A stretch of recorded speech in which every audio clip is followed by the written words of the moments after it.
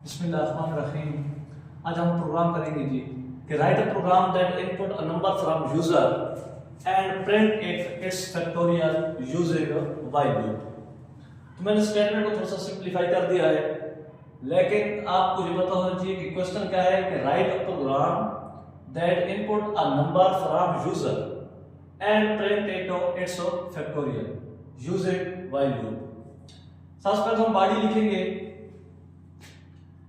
Hash include stdio.h hash include conio.h void main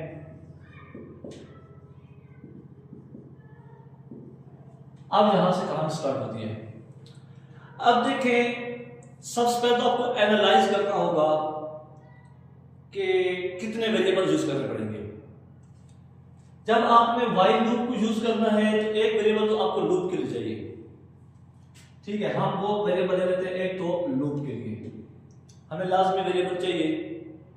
दूसरा variable हमें चाहिए फैक्टोरियल कैलकुलेट करने के लिए, जिसके अंदर हम फैक्टोरियल का रिजल्ट लिखेंगे। तो हम दूसरा फैक्टोरियल वेरिएबल f ले लेते हैं और इसमें हम क्या रखेंगे जी, फैक्टोरियल रखेंगे। तो हमें यहां से इस स्टेटमेंट से हमने ये गेस किया कि हम अगर हमारे पास दो वेरिएबल हो तो हमारा काम चल सकता है। अब देखें क्या करना होगा जी। सबसे पहले आपने यूजर से वो नंबर लेना होगा।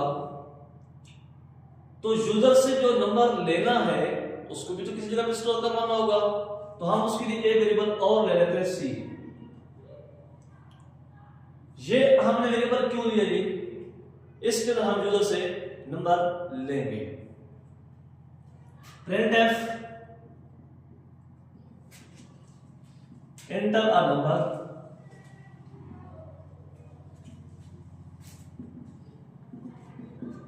एक मिनट स्टूडेंट है। तो अब हम क्या करेंगे जी, scanf %d हमने किसमें ले ली जी, a के वैल्यू ले ली।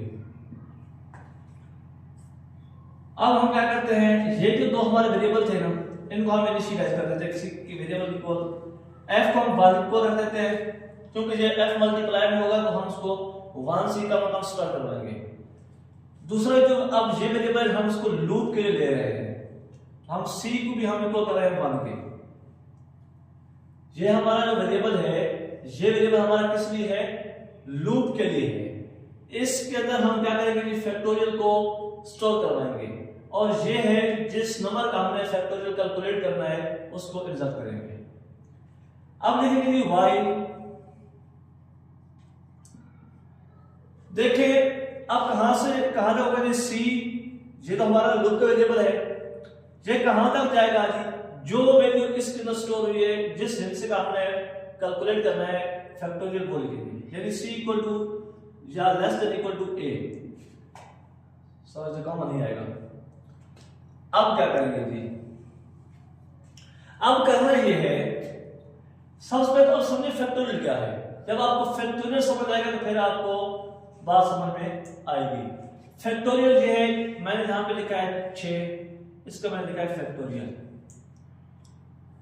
अब 6 के फैक्टोरियल से मुराद क्या है, यदि 6 से रिवर्स जाए 5 फिर 4 फिर 3 फिर 2 फिर 1, इन सब को आप करें मल्टीप्लाई, तो जो आपका आंसर होगा वो आपका फैक्टोरियल होगा।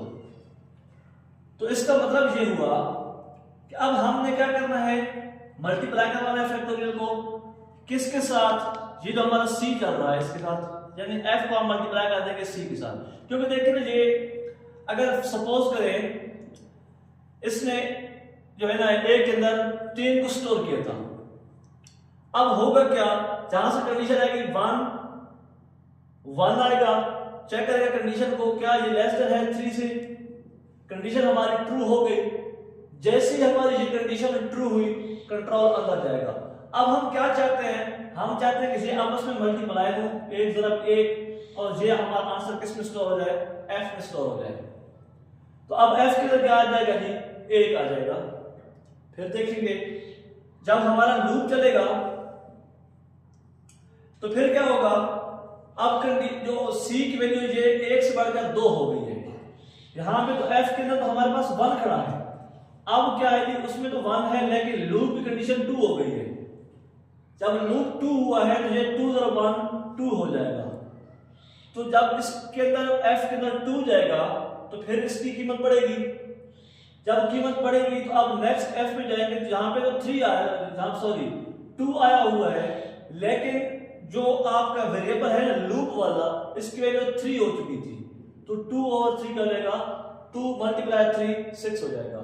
तो इसको जो है ना हम ये एनालाइज कर रहे हैं कि इस जो हमने फार्मूला बनाया है इसका फैक्टोरियल कैलकुलेट हो रहा है। तो C++ करने से क्या होगा जी, हमारी वैल्यू इंक्रीज हो जाएगी। अब हम क्या करेंगे, इसके जो बॉडी है इस बॉडी से बाहर आके हम प्रिंटफ स्टेटमेंट लिखेंगे। प्रिंटफ स्टेटमेंट लिखने के बाद हम क्या लिखेंगे, %d, फिर लिखेंगे कि %d। अब हमने किसका वेरिएबल कैलकुलेट किया है जी, a वेरिएबल का फैक्टोरियल कैलकुलेट किया, a लिख देंगे। क्या आंसर आया है जी, वो f में पड़ा है तो हम f लिख देंगे। ये हमारा क्या हो जाएगा जी, प्रोग्राम कंप्लीट हो जाएगा। अब सोच रहे होंगे कि ये स्टेटमेंट जो है, ये स्टेटमेंट ये मैंने इस बॉडी ब्रैकेट से बाहर लिखी है, मैं इसके अंदर भी लिख सकता था। अगर यही स्टेटमेंट मैं इसके अंदर लिख देता तो क्या होता, अगर ये स्टेटमेंट मैं बॉडी के अंदर लिख देता तो हर बार कैलकुलेट करने के साथ इस वैल्यू को भी प्रिंट करता। हम हर दफा इसकी वैल्यू प्रिंट नहीं करवाना चाहते, हम चाहते हैं कि सिर्फ हमें उसके फैक्टोरियल का रिजल्ट बताए। तो जब सारा रिजल्ट यहाँ पे कैलकुलेट हो जाएगा तो फिर हमें वो इस स्टेटमेंट के थ्रू रिजल्ट बता देगा। उसके बाद गेट सेज लगा हुआ है, हमारा प्रोग्राम क्या हो जाएगा, स्टॉप हो जाएगा। तो ये जो है ना फैक्टोरियल को कैलकुलेट करने के लिए हमारा एक प्रोग्राम था।